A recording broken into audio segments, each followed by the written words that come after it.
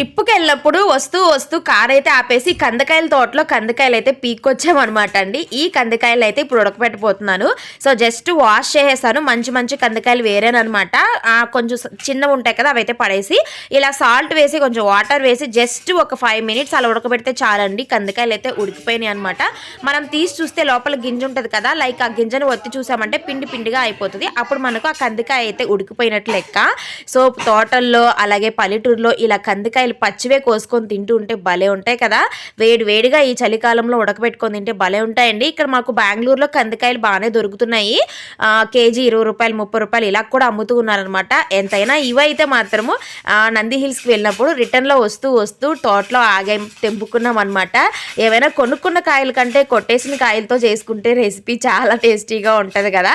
So, ఫైనల్గా అయితే చూసారా ఈ విధంగా చిక్కుడుకాయలా ఉంటాయండి. ఇలా ఒలుచుకుంటే లోపల గింజలు అయితే ఉంటాయి. మీలో ఎంతమంది కందకాయలు అంటే ఇష్టం అనేది